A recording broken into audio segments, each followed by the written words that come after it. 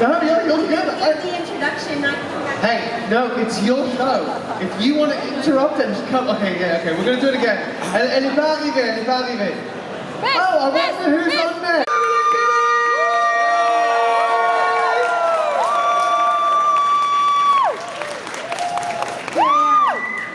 Hi, Emily. Hello. How are you? I'm great. Thank you for that beautiful introduction. I wanted warmth, I wanted energy, Yes. and I think that's what we're going to get, hopefully. How's your time in Paris been? It's been great. It's been beautiful. I'm assuming it's been mainly Comic-Con and hotel? Yes, that's correct. Before that, though, I did come a little early and I went to Amsterdam, which was nice. And Okay, nice, yeah. And visited there. And I've been to Paris before. First time in Amsterdam? First time in Amsterdam, yes. And how did you find the blend of culture and canals and beautiful cheese shops with the red light district and the naughtiness of those streets? Yeah, I had a great time. I just walked around and kind of observed and, yeah, got myself a lot of coffees and croissants. And That's nice. yeah. And what about Paris? You've been here before, you said? Yes, been here before.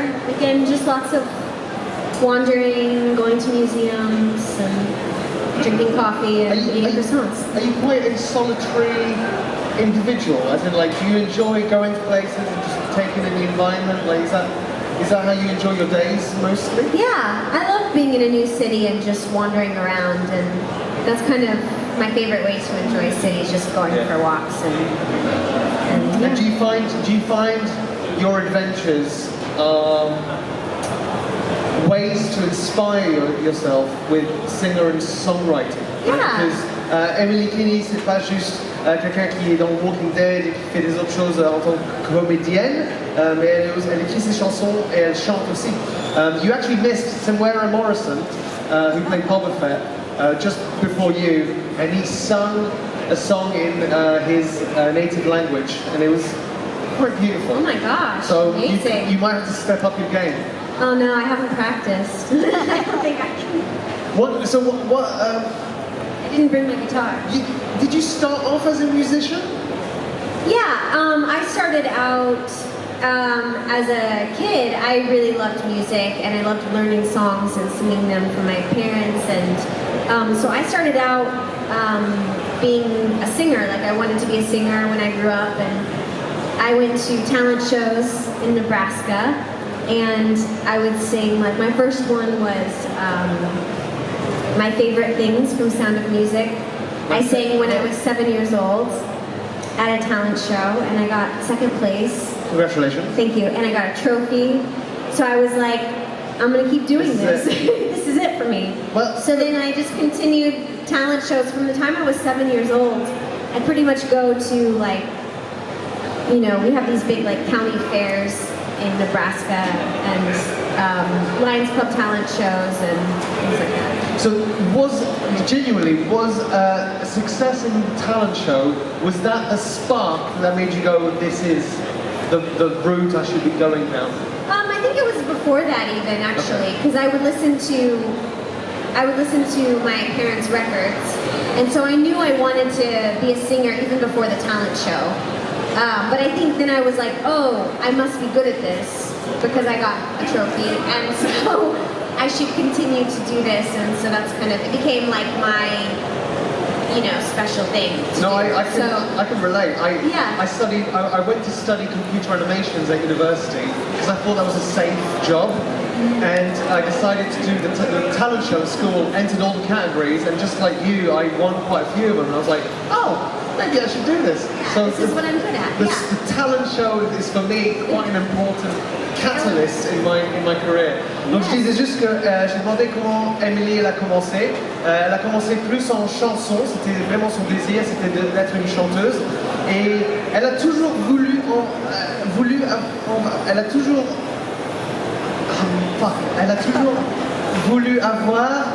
être chanteuse, c'est pas correct, mais vous comprenez. Et mais c'était un talent show, c'était un spectacle à l'école où elle a vraiment vu qu'elle avait du talent. So talent show was where you realized, oh, I've got some talent in this.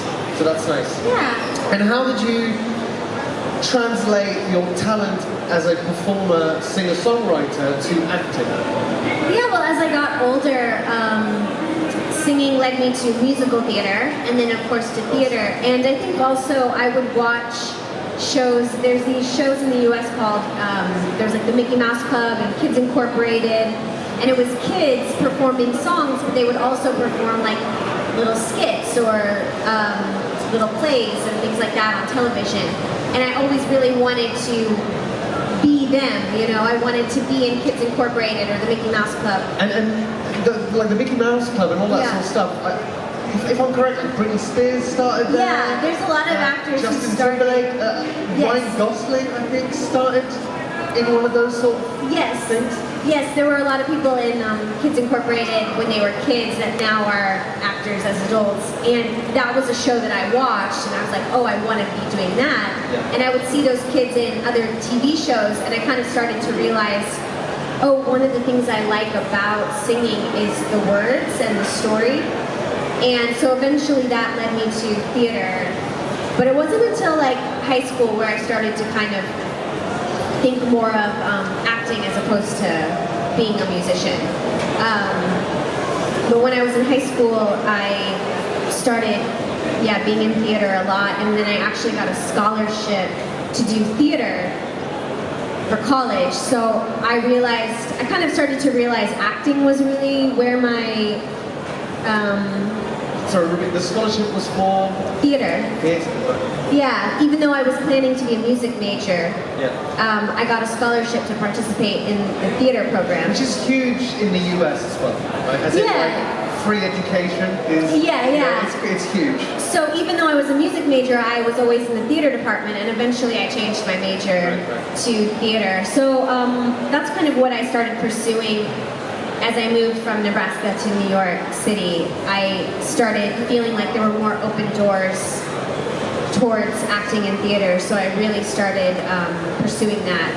And music has always been there for me. Like I would go to, this is a lot to translate here, but I'm keeping track. But I would, while I was pursuing acting and going to auditions, what I would do in the evening was go to small music clubs. And so I got to know a lot of musicians, and I started singing backup for a lot of bands, just almost more for fun. All along, I was like writing poems, and so I kind of was also pursuing music almost more on the side to my acting career. Yeah, to feed your creative soul. Yeah, and that was just where still to this day, I have a lot of great actor friends, but probably some of my closest friends are actually my music friends, you know, that I see on a daily basis. Donc l'évolution en fait de chanteuse à comédienne ou actrice, je sais pas la différence. C'est en fait l'évolution c'était j'adore la musique, je veux faire du musical theatre, c'est le théâtre où on chante et tout ça, et après c'était théâtre.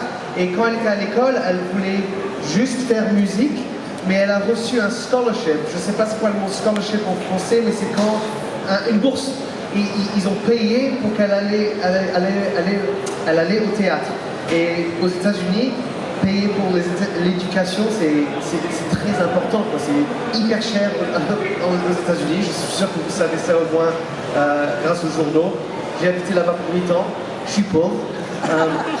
So explain a little evolution. Et après, elle a été à New York. Et à New York, elle a vraiment continué la carrière au théâtre et tout ça, mais elle allait au club de musique et elle avait plus d'amitié avec les chanteurs et les écrivains de musique que, disons, les comédiens et les acteurs. So how was your time in New York? Because New York is beautiful and brutal. Yeah, I would say where I grew up in Nebraska, it's very small towns, farming communities. So when I moved to New York City, my parents had never been there. I was never there as a kid. So it was very much a culture shock to me, just even things like taking the subway and I remember grocery shopping being quite a big deal because you can only take what you can carry. And so did you have a backpack every time?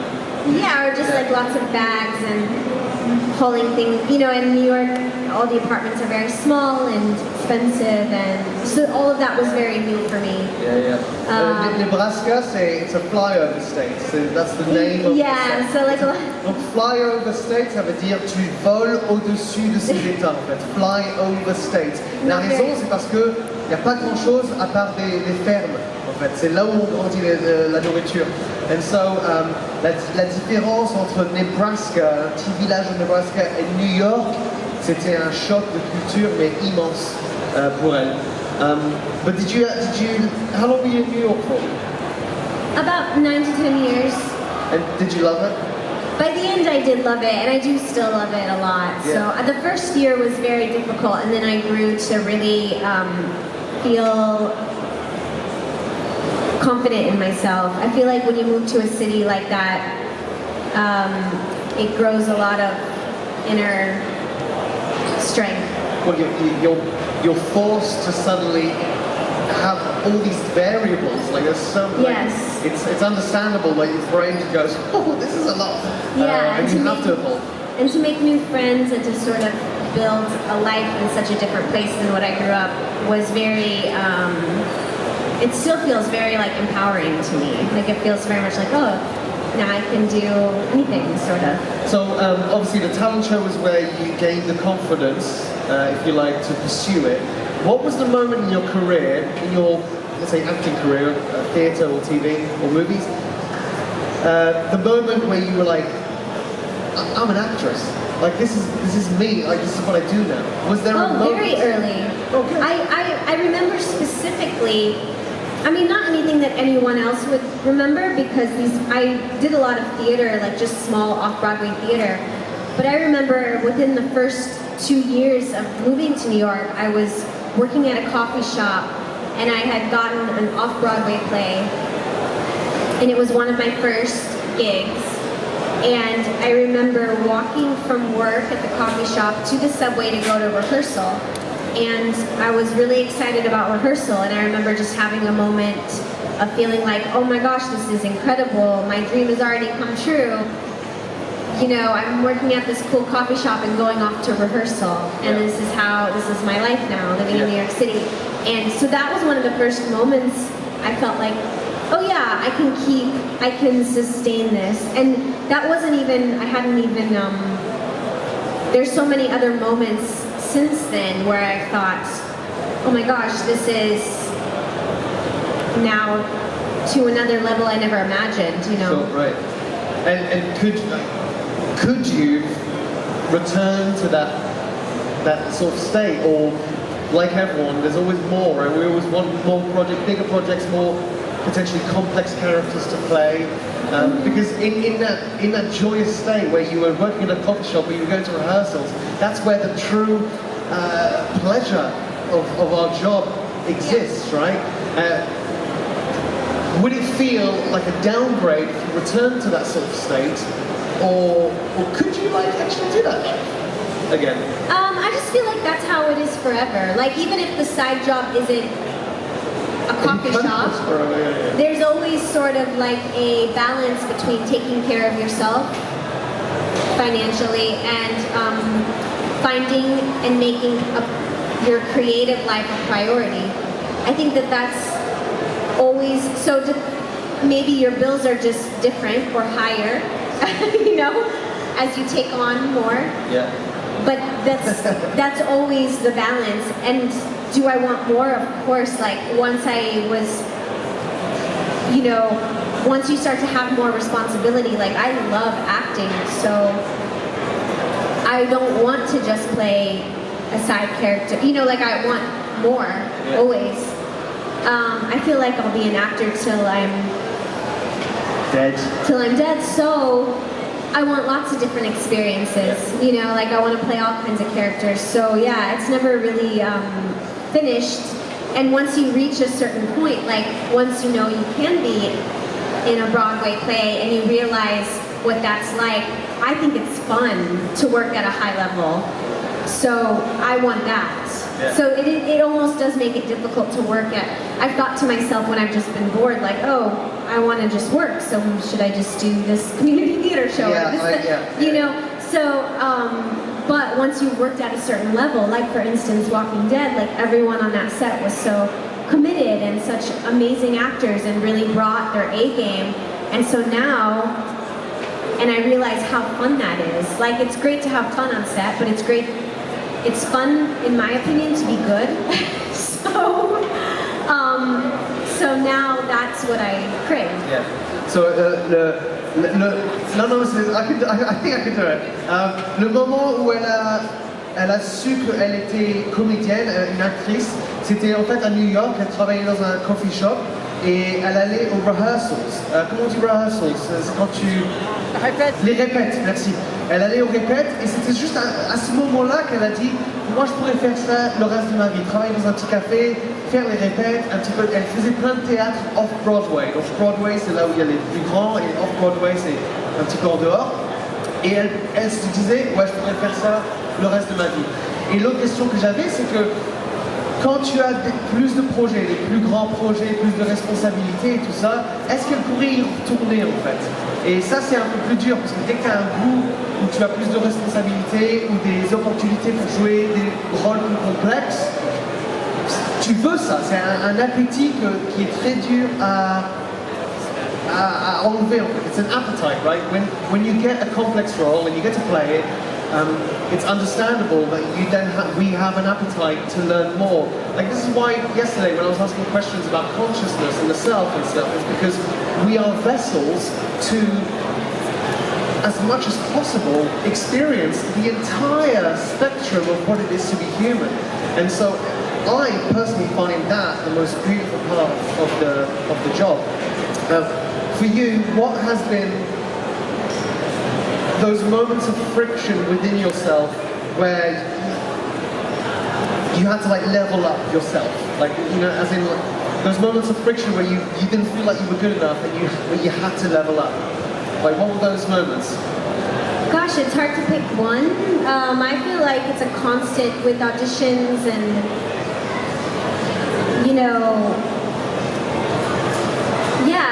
I mean. I'll translate so then you can pick. Okay. J'ai demandé, c'est quand les moments en elle où elle a su qu'elle a dû level up. Parce que quelquefois tu joues un rôle et tu te dis ah merde, je suis pas sûr si c'est assez. Par exemple hier, je faisais pas beaucoup de traduction et à la fin je me suis dit ah merde, il y a plein de Français qui me regardaient et je ne comprenais rien. Donc j'ai dû step up. Et c'est la question, quand est-ce qu'elle savait I need to up my game? Yeah, I think it's a constant evaluation. I mean, that's part of being an artist is going, ooh, where do I need to learn more? Where do I need some help in this? Where do I need to leave things alone? So, where do I need to find inspiration from my acting partner or from the people around me? So, yeah, I mean, I think It just doesn't stop. It doesn't really stop. Donc c'est toujours en fait, il y a toujours une évolution. Tous les jours, il faut savoir de quel côté on peut s'améliorer en fait. You can get better in so many different aspects that it's a constant focus of oneself. Even certain aspects of auditioning, now instead of going into a room, we do self-tapes. Well, that's something you can always get better at. I mean, you can learn to have better even lighting and filming yourself and finding, in that way I've had to up-level because that didn't used to be part of the job, really. I didn't worry about being good at filming myself, and now that is a skill that I've learned. It's quite fun as well, right? It's fun, yeah. You get to sort of tell a story a little bit. Yeah, so there's, I do like live in person, and I feel like I have the strength in going into a room. However, this is where you go, okay, well, do I just say, oh, I don't like or do I level up, like you said, and be like, well, this is the game now. This is part of being an actor, so I will make my self-tape setup better. Donc par exemple, les sortes d'auditions, les castings que nous on doit faire, enfin nous mais surtout elle, c'est que tu dois te filmer toi-même, disons dans un hôtel. I mean, the opportunities are everywhere, so you might have to do a self-tape tonight from Paris. Donc tu peux faire un self-tape un peu partout. Et c'est là où elle a vraiment découvert qu'elle a dû faire une évolution. Parce qu'avant, tu mets une caméra et tu te dis, ok, je vais faire une self-tape, mais après, tu peux vraiment être le réalisateur de ton audition. You can become the director of your audition. So now we're going to move on to Walking Dead sort of history and your life as an actor in that. Est-ce qu'il y a des gens qui ont des questions pour Walking Dead ou quelque chose d'autre? Oui, mademoiselle. What's your favorite character from the show? Oh yes, I think my favorite character changes, but I quite like Carol, and I also really liked Herschel, my dad, Scott Wilson. Yeah, he was a beautiful character. He was a really good one to watch. Am I correct that he lost his leg? Yes. Right, in there. But Carol, if I remember correctly, because I've only seen Walking Dead once, but Carol is motherly and a badass. Yes, And exactly. essentially, it's such a lovely mix of being a carer for kind of everyone. She puts other people in front of her, kind of And thing. she's changed quite a lot, which is, I always think it's fun to see a character change, even physically, you know. Well, she had to become more Yeah, badass. Yeah. so it's fun to see her change. What were like some of your favorite experiences as an actor and as a friend and colleague of the people you shared time with? There was an episode, I don't remember the name of it, Still, with me and Norman, and I really do look back to that episode because it was really fun for me because I finally got to sort of, it's basically me and him in every shot, so we really rehearsed that episode And that's quite a lot. Roman? Sorry? Who's the actor? Roman? Oh, Norman Reedus. Plays Daryl. And so we really rehearsed that with Angela, who was the writer of the script at the time. Like we would even go to the house, there's a house that we burned down in that episode. And we even like went to that house beforehand and rehearsed in the house and thought about it. And we just really worked to make that particular episode special. And I feel like it was just very satisfying experience as an actor, working in particular on that episode. And then I can also think about times when I was in the hospital that were really fun and challenging physically that I hadn't had to do. Like In what ways? Well, in the hospital, I had to go down the elevator shaft and I was trying to run away and get away. And I just remember the days where I had to do the elevator work. Like physically was difficult, but again, then at the end of the day felt very satisfying, you know? And I had to learn some fight skills that I hadn't had before. Yeah, that's nice. So I remember doing that, and like learning fight choreography I find to be really fun. And also, like, if you struggled down the shaft, in a way, that's not you struggling, that's just Beth struggling. Yeah, that's just that, so it works. At the very least, it's nice when you get those happy mistakes. Well, not mistakes, but happy things that are forced on you, because maybe as an actress, you're like, oh, I'd like to get this right, but actually, the character wouldn't get it right. Yeah. Donc les moments qu'elle a eu le plus de plaisir sur le plateau, c'était avec le personnage Daryl. Et c'est parce qu'il y avait vraiment une complicité entre les deux, il y avait vraiment beaucoup d'amour pour le travail. Et je crois que you have a lot of pleasure from working. Like it seems like you want to do your best, and who doesn't? But it seems like you get a lot of pleasure from the work itself rather than necessarily the interactions with people. Like, I think like some actors are there to have a laugh. Yes. And some are there to work. Well, I'm really one of these people who likes to be completely doing one thing completely. Like, you know how some people can drive their car and eat a sandwich and talk to their friend and have the radio on? You know, it's like they can juggle a lot of, I have a hard time with that. So I find a lot of satisfaction in just doing one thing and like really completely, it's one reason I love acting, because you're completely in the moment. I'm not thinking about other things. I'm So I do like when something is more challenging because it requires you to be completely there, and I find that, again, I find that to be very satisfying and also something that I'm better at than when I try to be half with, lots of different things going on. If that makes sense. Yeah, it does.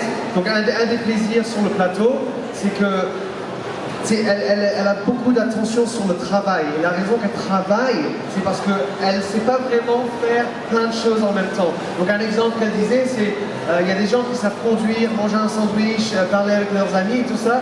Pas elle.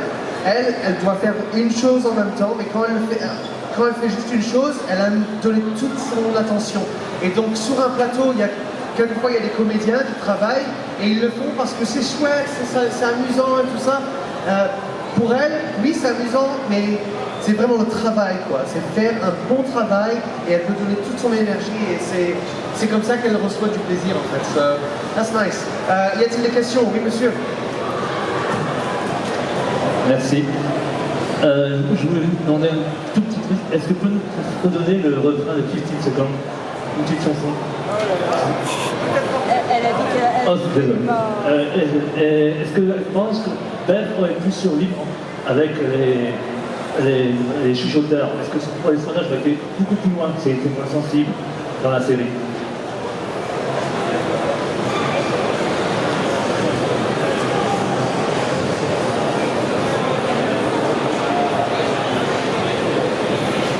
Okay, so if Beth had survived,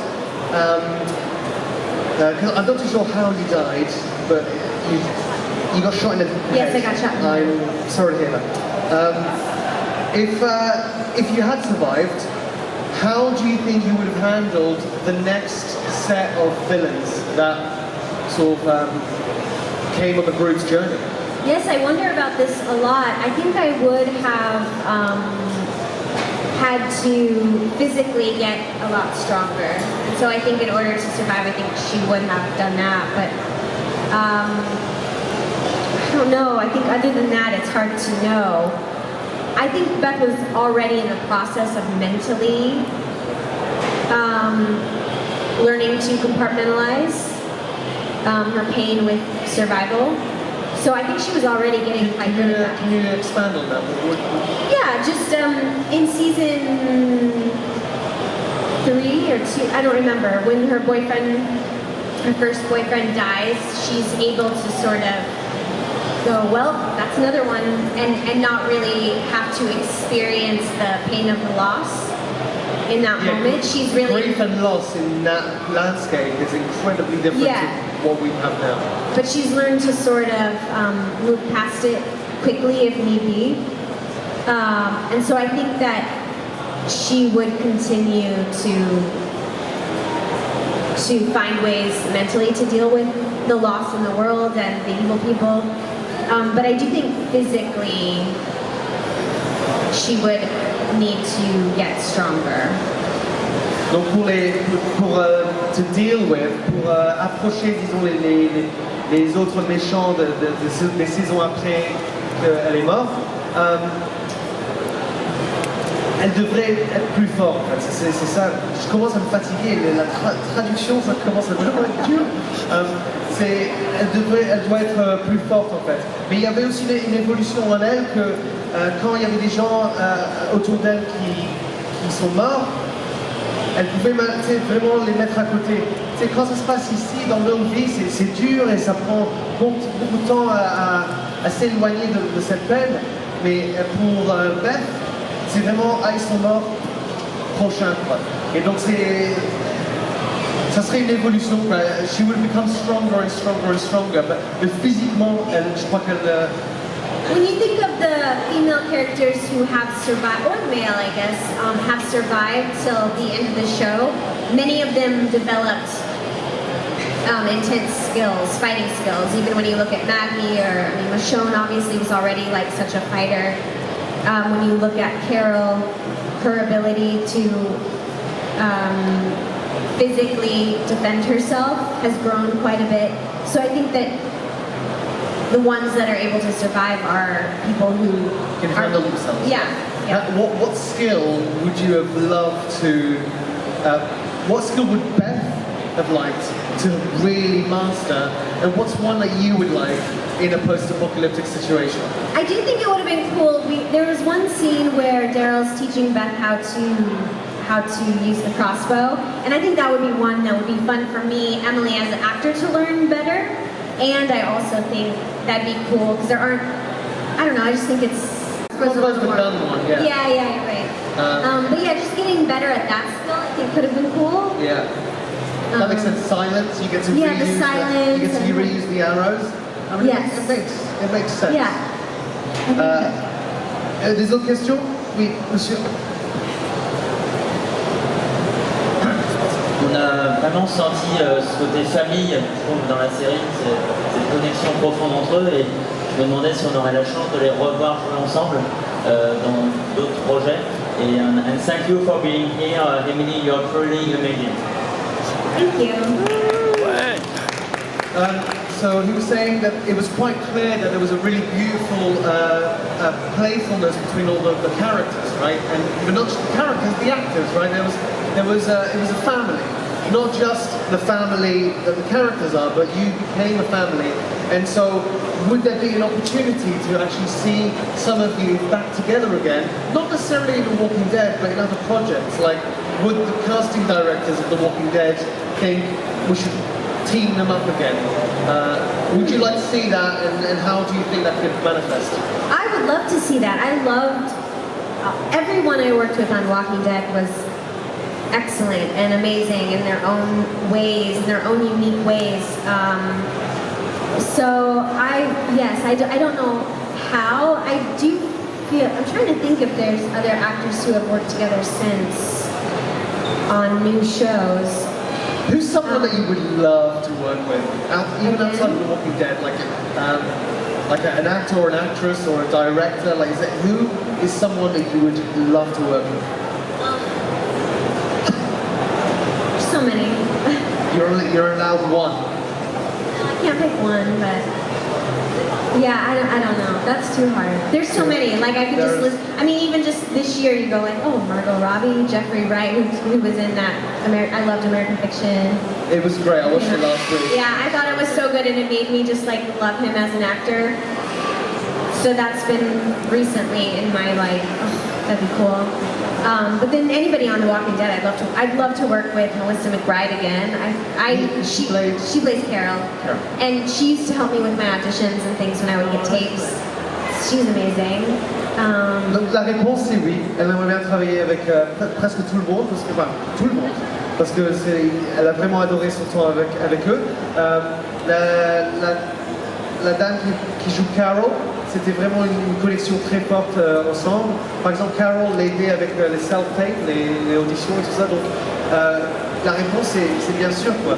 Mais elle ne sait pas exactement comment ça pourrait se passer. Y a-t-il des autres questions? Oui.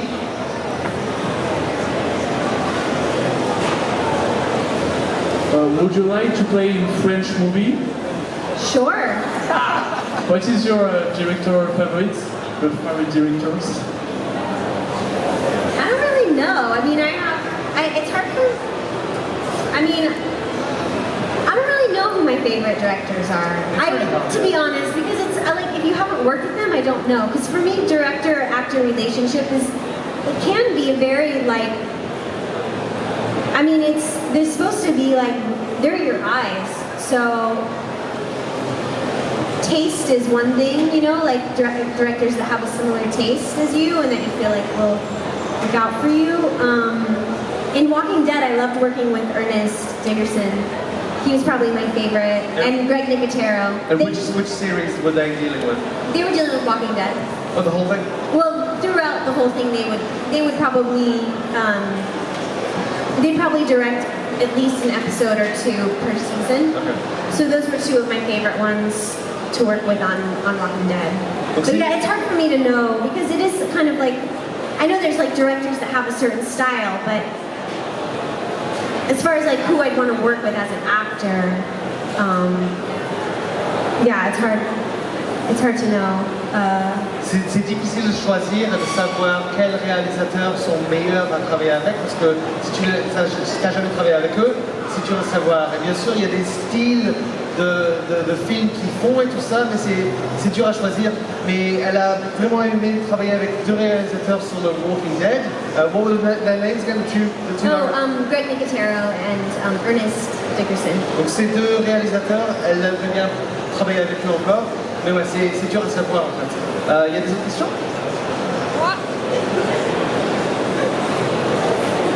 Est-ce que c'est elle qui a demandé de chanter dans la série ou est-ce que c'était prévu dans le script? Was it you that suggested singing in the show, or was that actually already in the script? And if so, did they knew that you were a singer-songwriter already? Yeah, so after the second season, that wasn't part of Beth's character, but after the second season, some of the writers came to see me do a show in New York at Rockwood. And so then it became kind of circulated as like, oh, maybe Beth should sing. And then Lynn Mazzara, who had taken over as the showrunner at the time, called me before we started season 3 and said, hey, I have this idea that Beth is a singer and maybe she would sing in the, first episode, when everyone's tired around the campfire. So that's how it began. And then once we decided that, then there became these different little opportunities to introduce certain songs and have Beth kind of sing into the baby or so yeah, that's how it was something that came up as the show progressed. And I think it's quite a smart move because there's so much weight to those songs because firstly it's a glimmer of hope in the darkness, right? A moment where someone singing is quite a freeing expression of self, but also it's a juxtaposition between the horror that's in the next scene potentially, and so it plays really beautifully as a story, and then also you might be making noise, right. So there was always an underlying danger, which I really enjoyed with those moments. Did that come across with you? Or Yeah, I think it was a great way to also imply moments of stillness and boredom in a certain way. Like, what are we doing when we're not surviving and fighting? And I think that it kind of filled those moments and added a tiny bit of lightness, as well as a break emotionally for the audience and for the characters. Donc pendant la série, elle avait un show et les écrivains et tout ça, ils ont été la voir et c'est là où ils ont eu l'idée que peut-être Beth pourrait chanter. Et la raison que ça marche très bien, c'est parce que ça offre un moment de calme dans le chaos du monde de Walking Dead, tu vois. Et ça peut être un moment de joie de vivre. Et après, la scène après, il y a des meurtres, quoi. Donc c'est vraiment, ça joue bien. Et aussi, c'est du bruit. Donc il y avait aussi le moment où tu chantes et c'est joli, mais tu sais jamais s'il y a un zombie qui va entendre la chanson. Donc c'était un bon ajoutement. It was a nice addition to the story. Yeah, I think so. Yeah. Des autres questions? Il y a deux autres questions et après on part. Bonjour, j'ai une question par rapport à sa mort. Est-ce qu'elle est satisfaite de sa mort? Ou est-ce qu'elle aurait voulu être un peu comme Carole, devenir un peu plus badass, plus forte? Comment elle aurait imaginé sa mort? Est-ce qu'elle est contente de s'être fait tuer par accident ou elle aurait préféré se faire bouffer par un zombie? Comment elle aurait imaginé sa mort? So are you satisfied with the way that you died? And if not, like, how would you have loved to see Beth go? Because I was satisfied. Shot by her sister? Yeah. I maybe would have liked a little more of a fight sequence. But I'm satisfied. Yeah. In some ways, I feel like I didn't get the full experience because I didn't become a zombie. And when I was first in the show in season 2 and season 3, I would tell everyone I want the full experience. I want to become a zombie, and then I want an episode where I'm a zombie. But now, by the time that Beth died, season 5, I didn't really want to see her as a zombie. So I think just emotionally, I was more attached. And so that wasn't something that I wanted to see anymore. Donc elle est satisfaite de la façon dont elle est morte et elle aurait voulu voir, originalement au début, elle aurait bien voulu voir Beth en zombie. C'est une expérience qu'elle voulait faire en fait, mais vers la fin c'était juste logique dans l'histoire que Beth ne devient pas zombie quoi. She doesn't turn into a zombie, right? No. So, donc ouais, en fait elle est satisfaite de comment ça s'est passé. Une autre question et après on part. Est-ce qu'elle pourrait nous parler davantage de la relation entre Daryl et Beth? Could you expand on your relationship between Daryl and Beth, and what was, just expand on it. Tell us about that relationship, and what you Yeah, found. I mean, I think they're an interesting duo because they were so different and they really didn't have a lot of interaction before they were forced to have interaction. And through that time together, they really got to understand each other and each other's points of view. So, and then become friends. And so I think it's interesting because a lot of us have people like that in our lives who, if we don't really know them very well, but we hold a lot of judgment about who they are. But then if we were stuck with them for a long period of time, in particular if we were leaning on each other for survival, then you get to know a person in a much more intimate and special way. And in that way, I think it shows that like anybody could be your best friend and you don't know it when you get to know them well enough. So I think that's what's special about the relationship between Daryl and Beth. Donc il n'y avait pas beaucoup d'interaction entre les deux personnages et c'est quand ils sont forcés ensemble qu'il y avait une évolution, une complicité, un peu d'amour et une amitié quoi, qui a évolué. Et en fait c'est un peu comme la vraie vie quoi. Si on n'est pas forcés ensemble, c'est simple de juger les autres, mais si vous imaginez d'être forcé avec quelqu'un, vous trouverez l'humanité en vous deux. Et donc c'est comme ça que ça a grandi la relationship entre Daryl et Beth. Thank you so much. I assume you do quite a lot of these and you like visit and chat with people about Walking Dead. Is there anything that you want to leave the audience with that you know seems to have impact on everyone that you speak to? Oh yeah, I'm just so happy to meet everyone. Everyone here has been so nice and lovely, and it's been a really good weekend, so I'm having a great time. And I have a new album out called Swim Team. Swim Team? Yes. Yeah. And it's out already? Yep. It's on all the places you listen to music. And I'm doing an online show, so it'll be live, but it will just be online from my home in LA next week if you want to join in on that. And it's on my Instagram and Twitter, and it's called Beeps. I'm calling it my Spring Fling, and I'm going to play a bunch of songs live for you guys. So if you want to, that's a way to come see my music. Even though it's not in person, it's at least, in the moment. Yeah. So, Donc la semaine prochaine, elle va faire un concert de chez elle, de Los Angeles. So what time in Los Angeles? 1 p.m. in Los Angeles, but you can keep watching it for 24 hours. Oh, so okay. it might be late here. Yeah, so it's 9 hours. No, that's not too bad. 2 p.m. on a C'est- Friday night. Ouais, c'est le Maybe journal you want- de 10 heures quoi. It's 10 o'clock. Vous pouvez le faire. Yeah, so it's But 10 you can p.m. also keep viewing it for, Et si vous le ratez, ça reste là pour 24 heures. a day later. Yeah. Yeah, So you can watch it anytime within the day. Yeah. And she's got an album. Elle a un album qui est sorti, Spotify, Apple et tout ça. Et ça s'appelle quoi? What's the name of it? Swim Team. Swim Team. Donc voilà, mesdames et messieurs, Emily Kinney!